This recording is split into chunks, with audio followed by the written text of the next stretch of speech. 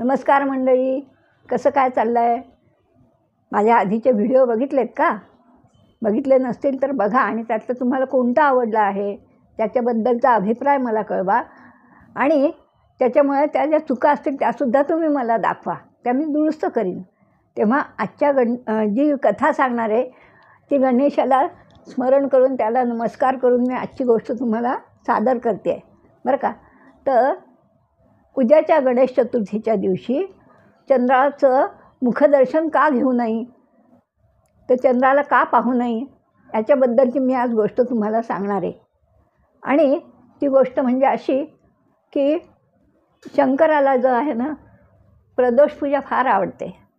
प्रदोष पूजा म्हणजे काय, तर त्यावेळेस असं म्हणतात की भवानीला पुढे ठेवून शंकर नृत्य करत असतात आणि ते इतकं लाघवी नृत्य असतं की ते बघायला सगळे देव तिथे जमलेले असतात. त्याचप्रमाणे गणेश चतुर्थीच्या या दिवशीसुद्धा चंद्रसुद्धा हे गणपती बाप्पासुद्धा आणि निघालेत कैलासावर घाईघाईनी. तर ते एक तर म्हणजे तुंदील तनू आहेत गणराया. तर ते गणराया तुंदील तनू असल्यामुळे आणि त्यांचं वाहन काय तर मूषक, आणि त्या मूषकावरून ते चालले आहेत. मूषकावरून चालले जाताना त्यांचा तोल जातो आणि ते पडतात. तर आकाशातून चंद्रसुद्धा निघालेला असतो आणि गणपती बाप्पा पडताना तो त्यांना हसतो. बघा, आपल्याला हसण्याचे पण प्रकार कळतात बरं का. कोण कुत्सितपणे आपल्याला हसतं आहे, कोण आपल्याला आपलं कौतुकाने आपल्याकडे बघून हसतं आहे हे सुद्धा कळतं. आणि त्या ठिकाणी गणेशाला अतिशय त्या चंद्राचा राग आलेला आहे आणि मग त्यांनी काय केलं की त्याला शाप दिला की तुझं तोंड इथून पुढे कोणी बघणार नाही. असं म्हटल्यानंतर लोक एकदम घाबरतात. जे ऋषीमुनी सगळे असतात त्या ठिकाणी जमलेले तिथे शंकराचे हे नृत्य बघायला, त्या ठिकाणी ते सगळेच जण घाबरतात आणि म्हणतात हे असं कसं करून चालेल, कारण ते भानावर येतात लागलीच. आणि मग ते म्हणतात की असं करून चालणार नाही. कारण काय तुम्हाला माहिती आहे का, ज्या आपल्या पृथ्वीवरच्या वनस्पती आहे ना त्या चंद्राच्या प्रकाशाने किरणांनी आणि त्या वाढत असतात, त्यांना सात्विकता मिळत असते. तर ती शांतता सात्विकता ती चंद्राकडून शीतलता मिळत असते. आणि याचंच दर्शन नाही झालं तर पृथ्वी तलावर कसं काय होईल म्हणे. मग होम हवन या क्रिया हळूहळू बंदच पडतील की नाही, धान्य उगवलं नाही तर नीट. मग सगळे देव काय करतात, चंद्र पण घाबरतो की माझं तोंड बघणार नाही असं म्हटल्यानंतर कुणाला असं आवडेल ना. तर म्हणून मग ते काय करतात माहिती आहे का, चंद्र सगळ्या देवांच्या मागे जातो, दबतो आणि मग तो गणेशाची प्रार्थना करत होतो, देवा असं करू नका हो, मला उश्चाप द्या म्हणून. पण गणेशजी संतापलेले असतात, त्यांना क्रोध आलेला असतो. तर शेवटी सगळे देव मध्यस्थी करतात, चंद्राला पुढ्यात घालतात आणि गणेशाला शांत करतात. म्हणतात तुम्हीच असं रागवलात तर आमचं कसं व्हायचं,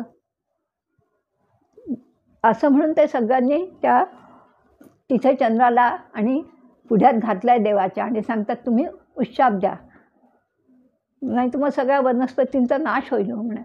असं म्हटल्यानंतर मग हळूहळू करत गणेशजी शांत होतात आणि मग ते त्याला शाप देतात. ते सगळं जरी असलं तरी माझ्या गणेश चतुर्थीच्या दिवशी जो कोणी याचं मुखावलोकन करेल त्याला आणि त्याच्यावर चोरीचा आळ येईल म्हणून करता कोणीही उद्याला चंद्राचं मुखावलोकन करत नाही. तर हीच गोष्ट तुम्हाला सांगायची म्हणजे कृष्णावर सुद्धा आलेला आहे. कारण काय तर एकदा कृष्ण असाच जात असताना काय होतं की गाईच्या पावलामध्ये पाणी साचलेलं होतं आणि त्या पावलामध्ये चंद्राचं तिथे प्रतिबिंब पडलेलं आहे त्या ठिकाणी. आणि ते त्यांनी बघितल्यानंतर त्याच्यावर चोरीचा आळ आला. तो चोरीचा आळ कसा आला माहिती आहे का तुम्हाला, त्याची पण मजेशीर गोष्ट आहे. एकदा द्वारकेमध्ये कृष्ण बसलेला होता त्याच्या सभेमध्ये. तर त्या सभेत बसलेला असताना सत्राजित नावाचा एक राजा होता आणि तो द्वारकेला कृष्णाला भेटायला म्हणून येतो. तर त्याच्या गळ्यात काय असतं माहिती आहे का, सामंतिक मण्याचा हार.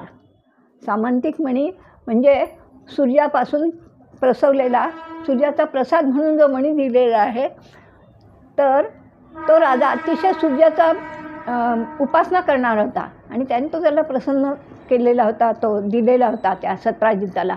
आणि तो मोठा अभिमानाने, आनंदाने आणि प्रसाद रूपी म्हणून तो मिरवत असतो गळ्यामध्ये. तर तो सत्राजित राजा जेव्हा येतो कृष्णाला भेटायला, तेव्हा त्याचा प्रकाशच इतका सुंदर पडलेला असतो की बस अगदी. तर सगळेजण म्हणतात काय की या सत्राजिताच्या गळ्यात जो हार आहे ना, हा त्याच्यापेक्षा आपल्या कृष्णाच्या गळ्यात छान शोभेल. आणि देवसुद्धा हसतात. आणि मग ते सगळेजण म्हणतात की सत्राजित राजा, तुझा हा गळ्यात हार आहे ना, हा तू कृष्णाला अर्पण करावा. तर तो म्हणतात, त्याला राजाला राग येतो, कोण दिली हो आपली अशी चांगली वस्तू दुसऱ्याला, नाही का. म्हणे नाहीतरी हा शेवटी गोवळ्याचाच पोर आहे म्हणे कृष्ण, म्हणजे तुम्हाला हीच वृत्ती बरी पडते ना, ह्याचं चोर त्याचं चोर, दही चोर लोणी चोर, माझ्या हारावरती आता तुमची नजर गेली का. म्हणे मी काही हार देणं शक्य नाही. पण कृष्णाला काय झालं, त्याला माहिती होतं शेवटी हा समंतक म्हणे आपल्याचकडे येईल. आणि मग काय झालं की तो राजा जो होता ना, तो घरी निघून गेला. तर तो रात्री झोपताना काढून ठेवायचा आणि सकाळी परत घालायचा. तर दुसऱ्या दिवशी काय होतं, त्याचा जो धाकटा भाऊ होता प्रसेनजित, तर तो हार गळ्यामध्ये घातला आणि तो अरण्यामध्ये निघून गेला सकाळीचा भल्या पहाटे शिकार करायला म्हणून. तर इकडे सत्राजित राजा येतो, नित्याप्रमाणे पूजा करतो आणि आता तो मणी गळ्यात घालणार, बघतो तर मणीच नाही तिथे. मग त्याला राग येतो, म्हणतो कृष्णाच्या लोकांनी रात्रीतनं हा चोरी करून नेलेला आहे आपल्याकडून, म्हणून त्याला खूप राग येतो. आणि तो कृष्णाला सांगतो की तू हार चोरला आहेस माझा. देव म्हणतो मी कशाला तुझा हार चोरेल, पण चोरीचा अर्थ त्याच्यावरती आलेला असतो ना. मग शेवटी तो सामंतक म्हणायच्या याच्यानी देव त्याचा हार, तो मणी शोधून देता तो पुढे त्याच्या ज्या मार्गाने तो मुलगा गेलेला असतो त्या मार्गाने जाता त्याच्यातलं जे हाराचं तेज होतं ते बघून त्याच्यावरती हिंस्त्र पाणी होते. जंगलात तो शिकारीला गेला होता ना, तर ते हिंस्त्र पाणी त्याला फाडून खातात आणि तो हार तिथेच पडलेला असतो. ती खाण्याची वस्तू नाही असं बघितल्यानंतर. पुढे ती गोष्ट अशी असे की तो हार श्रीकृष्ण मग युद्ध करून तो मिळवून आणतो परत आणि तो देतो सत्राजिताला. अशा रीतीने त्याच्यावरचा कृष्णाचा आळ हे निघून जातो. आणि त्याची जी मुलगी असते तिच्याशी तो सत्राजित राजा जो असतो तो आपली मुलगी पण कृष्णाला देतो आणि तो अंदनात त्याला हार पण देतो.